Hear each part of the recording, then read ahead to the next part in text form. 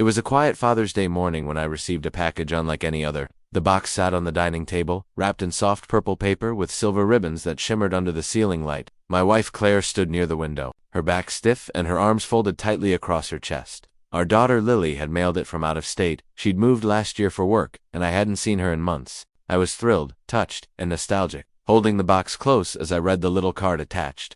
Happy Father's Day, Dad. You're about to find out the truth. Love, Lily. My heart warmed at first, thinking it was some kind of heartfelt letter or maybe a childhood keepsake. But then I looked at Claire. Her skin had gone pale, her eyes were wide and locked onto the box like it was a ticking time bomb. Don't open that, she said in a hushed, trembling voice. Not yet. That was strange. Claire was never dramatic or anxious, not even in the worst moments. But something about the box clearly unnerved her. I laughed nervously and asked if she knew what was inside. She shook her head but wouldn't meet my eyes. Just wait till Lily calls, she said. You'll understand. I sat down and placed the box on my lap. My fingers ran across the smooth wrapping. Claire's eyes stayed glued to it, like she was watching a wound bleed. I asked her again what could possibly be inside a Father's Day gift that made her react like this. Her answer chilled me. I think it's not just a gift. I think it's a confession. Her words echoed in my mind. A confession. I sat there motionless, still clutching the box like it contained something alive, something fragile yet dangerous. The ticking silence between us grew unbearable. Claire stood frozen, now visibly sweating, her lips slightly parted as if she wanted to say more, but couldn't find the courage. I tried to rationalize her behavior. Maybe she was just emotional. Maybe she was afraid of what Lily might have said or revealed. But that didn't explain the way her entire demeanor had shifted into something closer to fear. I glanced at the clock. Noon. Still no call from Lily. I asked again what could our daughter possibly confess that would make Claire so scared. And again she said nothing, only whispered, "You don't understand, Tom. You just don't." Her use of my first name struck MIT was unusual. It was something she used in arguments, in moments of distance. I turned my attention back to the box. The wrapping was firm, perfectly done. No tag beyond the note, no markings from a store, and no weight that suggested anything expensive or typical. Just something heavy enough to stir curiosity. I picked at the edge of the ribbon, but Claire lunged forward, grabbing my wrist not violently, but with desperation. "Please," she begged. "Not yet. I have to talk to Lily first. Please. For both our sakes." Her voice cracked. That wasn't the voice of someone guarding a surprise. It was the voice of someone trying to delay a detonation. I had never seen her like that, and I couldn't deny my pulse had started to pound faster too. My hands were trembling, not from fear exactly, but from the collision of memories, tension, and this new unease that filled the room like gas before a spark. I asked if she had done something Lily might have found out. Her mouth opened and closed, like she might answer, but she didn't. Instead, she went upstairs, leaving me with the box and a million questions that refused to sit still. Left alone, I stared at the box and tried to steady my breathing. The curiosity was eating me alive. I picked it up, turned it over gently, and examined the wrapping again. There was nothing, no branding, no shipping label, just that one cryptic note. I remembered Lily's last visit. It had been tense, though I hadn't thought much of it at the time. She and Claire had argued when I wasn't in the room. I only heard the tail end of it, something about lying for years and he deserves to know. I assumed it was about some minor family thing, maybe something with Claire's side, or Lily's inheritance worries. I never imagined it could connect to a day like this. I called Lily's number. It rang twice and went straight to voicemail. I tried again. Same thing. My mind raced with possibilities. Was she okay? Was she angry? Was she in trouble? Upstairs, I could hear Claire pacing. Every creak of the floorboard made me jump.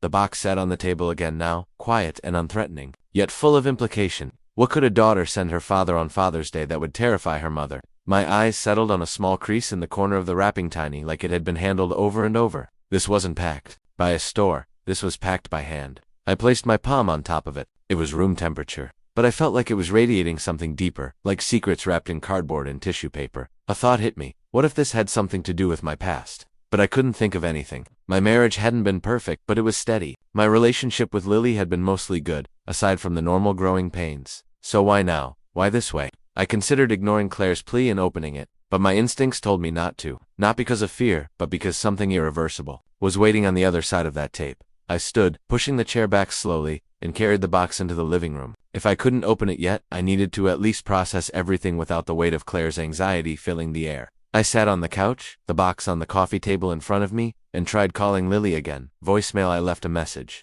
This time, Lily, sweetheart, I got the box. Your mom's acting strange. Please call me back. I just want to understand. I hung up and sat in silence. The living room felt unusually still, like the calm before a storm. I looked around at the framed photos on the wall, pictures from vacations, birthdays, Christmas mornings. All moments frozen in time, moments I thought were real, but now they felt tainted, like maybe some of those smiles were covering up something I had never been allowed to see. What if Lily's gift was a revelation, something hidden all these years? Something Claire knew would change everything. I tried to think of anything strange over the years' late-night calls. Mail Claire had hidden fights she quickly brushed off, but I couldn't pinpoint anything. Still, my gut told me that my daughter had reached a breaking point. Whatever she put in that box, she wanted me to know something Claire never intended me to. I called my brother. Maybe I just needed a voice of reason. "Hey Jack, can I ask you something weird?" I said. He chuckled. "When is it ever not weird with you?" I explained the box, Claire's reaction, and Lily's silence. There was a long pause on his end. "Listen, Tom," he said slowly. "Do you ever think maybe Claire's hiding something bigger than you realize?" That hit hard. He didn't even hesitate. "Like what?" I asked. He hesitated now. "You ever doubt Lily's has it ever crossed your mind?" I froze. It hadn't. Not seriously. But the idea landed like a bomb in my stomach. The question echoed in my mind. "You ever doubt Lily's And the silence that followed from Jack made it worse. I had never once considered that Lily might not be mine. She had my eyes, or at least, I had always believed she did. But now, every memory was suspicious. Every moment with Claire in the early years flashed back with the uncertainty I had never allowed myself to feel. I muttered a weak no, never, to Jack, but my own voice lacked conviction. He didn't press further, just said, "Look man, I'm only saying this because Claire's always been a little too careful around secrets. You remember that Christmas she got that letter and hid it in the laundry room drawer? I didn't, or maybe I had forgotten. Maybe I had trained myself to ignore odd things. Call me if you open it," he said, then hung up. I sat alone, again, staring at the box as if it were now a mirror, showing me everything I had ignored in my life. Claire came downstairs then, her eyes red. She didn't speak but sat on the armchair opposite me, watching me like a guard watches a prisoner. I asked her if Lily was mine. The question came out slowly, but clearly she flinched. Her lips parted. Then she began crying, not wailing, not sobbing, but tears sliding down her cheeks like they had been waiting years to fall. "Why would you ask that?" she said quietly, but not in denial. I asked again. Her silence stretched across the room, filling the space with cold, raw tension. Finally, she nodded, barely, but it was a nod. I felt my hands turn ice cold. The box sat between us like it had known all along. "You weren't supposed to find out this way," she whispered. I thought it would never matter. I asked who she was. The question felt like poison in my mouth. She didn't answer, just said, "Please wait for Lily to call, please." My heart thudded so loud it felt like it would crack my ribs. The silence after Claire's confession was unbearable. It was like everything I thought I knew had just collapsed in a soft, calm, whispered sentence. "Not mine, not mine." I tried to breathe normally, but my lungs wouldn't listen. I leaned back on the couch, covering my face with my hands. The box sat like a monument between us, sacred and toxic at the same time. I remembered the day Lily was born, how Claire had cried holding her, how I had felt like the most important man in the world, cradling something so small and full of promise. Was that feeling fake, or was it stolen? Did Claire ever intend to tell me? I looked at her, and for the first time in our marriage, I didn't recognize the woman sitting across from me. I didn't know if I loved her anymore. Or maybe I just didn't know if she loved me ever at all. I asked how long she had known for sure. "Since the beginning," she said, voice hollow. "It was a one-time thing, Tom. We weren't even fighting. I was scared. I thought you'd leave me if I told you. The air in the room was suffocating. You let me raise her, love her, protect her, all without the truth." I asked. Claire looked down, ashamed. "You were her father in every way that mattered. But was I? If Lily didn't know either, then maybe I was. But if she didn't then, that box said otherwise, then maybe I had just been playing a part in someone else's lie." I felt both old and young in that moment, old from the betrayal, and young from the raw pain of not knowing where I stood in my own family. I asked one more question. "Does Lily know?" Claire looked away. "She found out last year. I begged her not to tell you, but she said you had the right." That was it. That's what this was. This wasn't just a gift. It was a truth bomb. And it was now just inches away, sealed in ribbons and cardboard, waiting to rewrite everything. I didn't open it. Not yet. I just stared. The box might have been filled with letters, documents, a DNA test, maybe even photos. Or it might have been filled with something symbolic, a toy, a note, a broken picture frame. But I couldn't bring myself to open it while Claire was still in the room. I needed air. I stood and walked out the front door, leaving Claire sitting, alone, hands in her lap, shoulders slumped, in a way I'd never seen. The sky outside was gray, Father's Day banners still up on neighboring lawns, kids riding bikes down the street, all unaware that my world had just shattered with one truth and one unopened box. I sat on the porch steps, trying to calm the shaking in my hands. A neighbor waved. I didn't wave back. I called Lily again, voicemail again. I left a second message, more direct this time. "Lily, I need to talk to you. I know. Your mom told me. I'm not mad at you. Please Please, just call me.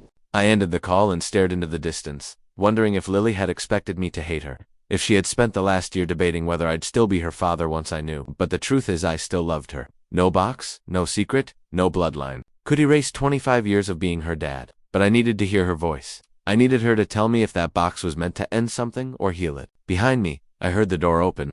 Claire stepped out, holding something I hadn't seen in years, our wedding photo album. She sat beside me, silent. We flipped through it. There we were, young, smiling, stupid. Did she know even then? Was he in that church, among the guests? I asked her if he was someone I knew. She nodded. Slowly. He's dead now, she added. Car accident 3 years ago. Somehow, that didn't make it better. It only made it messier. She handed me the album and said, "You should open it now. You deserve to know everything." And then she walked back inside. I stared at the photo album in my lap, but the images no longer looked familiar. My face in the pictures felt like someone else's, someone young, hopeful, blind to the fracture that already existed beneath the surface. I couldn't shake the feeling that everyone around me knew something I didn't. Maybe it wasn't just Claire. Maybe others had seen it, sensed it, and politely kept it to themselves. That's what made this feel so cruel. Not just the betrayal, but the length of it. 25 years of being a father, a husband, a man with a quiet sense of certainty, and now all of it hung in question. And yet, even with the shame and the ache of not knowing, my love for Lily hadn't dimmed. If anything, it surged forward. Now not just as a reflex, but as a declaration against the weight of what had been withheld from both of us. She had sent the box. She had decided I deserved to know. That meant something. That meant she trusted me to still be her father. My fingers grazed the box one more time before I brought it back inside, setting it on the kitchen table. I washed my face, took a breath, and slowly, deliberately untied the ribbon. My hands trembled, not from rage, but from the unbearable unknown about to be revealed. The wrapping slipped away easily, like secrets longing to be free. Inside was a smaller white box. I lifted the lid slowly, bracing myself for whatever it contained. There, nestled in layers of tissue paper, was a stack of handwritten letters. Dozens of them, each dated, each addressed to me. The top one read, "Dad, if you're reading this, I want you to know I love you." My knees buckled slightly as I sat down again, heart thudding. I unfolded the first letter. Lily's handwriting was unmistakable, elegant, neat, steady even, though the words themselves shook the foundation of my world. She told me she had discovered the truth by accident in old journal of Claire's, hidden in a suitcase in the attic. She hadn't meant to snoop, but the journal had fallen out when she was looking for old college photos for a project, and there it was, an entry dated the week before her birth. Claire's panic, her regret, her admission to herself that she didn't know for sure if I was the father. Lily said she had confronted Claire months later, after she had taken a DNA test using an ancestry kit. She hadn't meant for it to unravel everything, but it did. The results showed a man she'd never heard of, a name she didn't recognize. Claire confessed it all, but the part that hit hardest was this. Lily still called me Dad in every letter. She said the truth didn't change how she felt. She only wanted to give me the choice to know, because for her, I had always been her father, blood or not. I read the first letter 3 times. Each word was gentle, deliberate, and somehow heavier than anything I'd ever carried. She hadn't written with anger. There was no bitterness in her tone, no blame cast at either of us. Instead, the letters felt like a daughter trying to repair something she didn't break, patching over decades of silence with truth, however painful. In the second letter, she explained more about the ancestry test. It had been part of a holiday, gift from her office, a fun activity for her coworkers. She hadn't even taken it seriously, but when the results came back, there were no connections to my side of the family, not a single match. She thought there was a glitch, so she took another test from a different company. Same result. That's when the questions began. And that's when she looked through the attic, found the journal, and confirmed what she hadn't wanted to believe. But even as she told me these things, she also told me what I needed most to hear. You are the only father I have ever known. You are the one who tucked me in, taught me how to ride a bike, cried at my graduation. I love you, Dad. That hasn't changed. That will never change. I didn't realize I was crying until I saw the drops fall on the paper. I wiped them away quickly, almost ashamed of my own grief, even though I had every right to feel broken. Each letter peeled back another layer of memories we had shared, thoughts she had never spoken, fears she had carried alone for the past year. She said she didn't tell me sooner because she didn't want to hurt me. She said she watched Claire lie to me every day and it tore her apart. But she also said she didn't hate Claire. She's still my mom. I know she did what she thought was right, but I couldn't keep pretending. Dad, I needed you to know who you are, not just what's in your blood, but what's in your heart. And mine. That line destroyed me. I had thought the box might be a weapon, something to crush the life we had built. But the truth was, it was a lifeline. Lily wasn't trying to tear us apart. She was trying to let me in, fully. No secrets, no half-truths, no roles to play. Just the raw, ugly, honest foundation of love. I looked up, the letters clutched in my hands, and saw Claire standing at the doorway. She looked like she had aged 10 years in the last 10 minutes. Did she say anything about me? She asked, her voice paper-thin. I nodded slowly. She doesn't hate you, I said. Claire let out a breath like she'd been holding it for years, but I didn't tell her the rest yet. Not the DNA test, not the journal. I wasn't ready. I was still processing the fact that my daughter knew the truth and still called me Dad. I wanted to hold on to that before I dealt with the fallout of everything else. I wanted, just for a second, to believe that maybe not all of this had been a lie, that maybe the most important part of love had always been real. I don't remember how long I sat there, letters in my lap, the house silent, except for the faint tick of the wall clock. The words Lily had written played over and over in my head like a song I couldn't forget even if I wanted to. I tried to imagine her face when she wrote each one. Was she crying? Was she angry? Was she scared I'd never speak to her again? Or was she calm, maybe even relieved, finally letting go of a burden she had carried on her young shoulders far too long? The stack of letters was thick. Some were long and detailed, others short, just a thought or a line. One was just 3 sentences. If you hate me, I understand. If you hate Mom, I won't stop you, but please, don't hate yourself. That one made me weep silently. I don't know how long I sat there, tears falling onto paper that had traveled miles to reach me, paper that had taken more courage to write than I think I'll ever understand. When the phone finally rang, I didn't recognize the number. My hands were shaking again, but this time it was something different. Not fear, not dread, but the overwhelming hope that it might be her. I answered, Dad. The voice was soft, hesitant, like she didn't know if I'd pick up or hang up. Lily, I said, my voice cracking the moment her name left my lips. I got your box. There was silence. And then a sob, soft and stifled, like she was crying but didn't want me to hear. I'm sorry, she whispered. I didn't know how else to do this. I told her she didn't need to apologize. Not to me. Never to me. You did the right thing, I said. You told me the truth.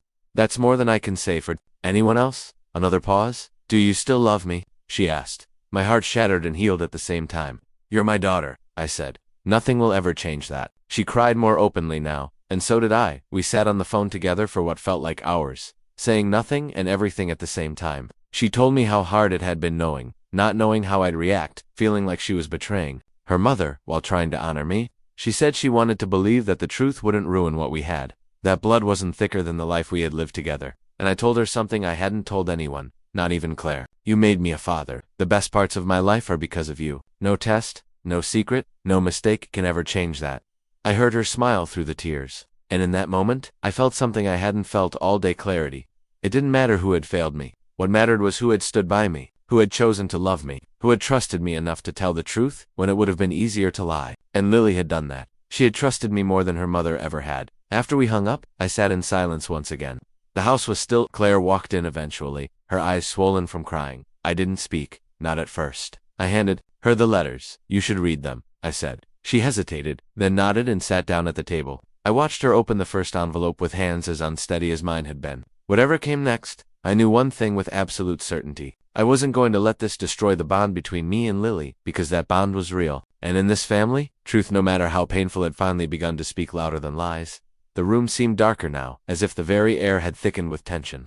My wife sat motionless, her eyes glued to the empty space where the box had been, while I paced back and forth, the weight of that video still sinking in. What we had witnessed in that recording was far more than a confession. It was a deep cry from our daughter's soul, a soul we had failed to fully understand. My mind darted back through years of birthdays, quiet car rides, missed signs, and smiles that may have been forced. I could see now that beneath her cheerful exterior had been a storm, one we hadn't taken seriously, and that storm had built. This very moment, her act of delivering this box on Father's Day, wasn't just about revealing secrets. It was about giving us a second chance. But the more I thought, the more I worried we might already be too late. Suddenly, the doorbell rang, breaking the silence like a slap.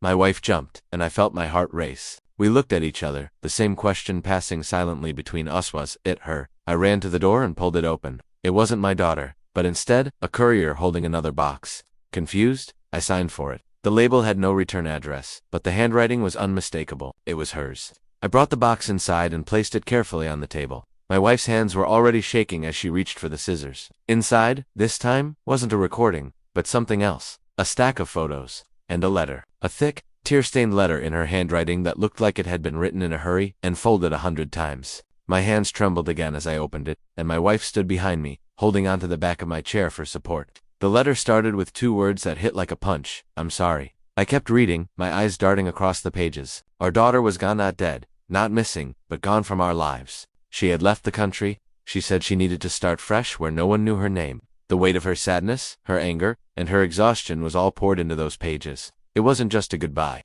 It was a warning that unless we changed, truly changed, we'd lose more than just a daughter. We'd lose ourselves. I don't know how long we sat there after finishing the letter.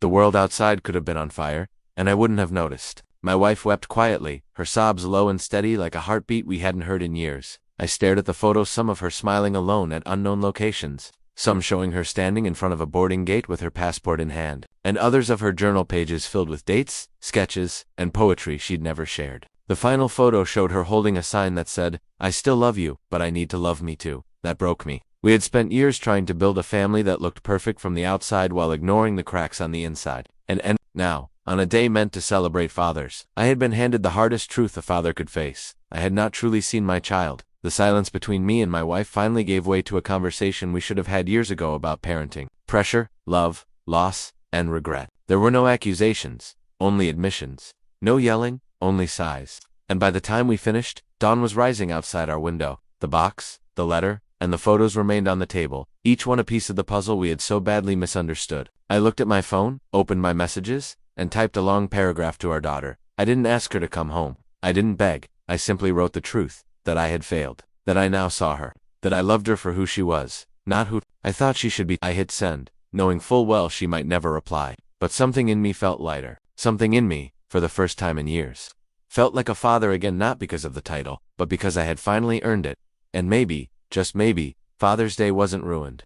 Maybe it had finally served its purpose, not to celebrate what was but to wake us up to what must be.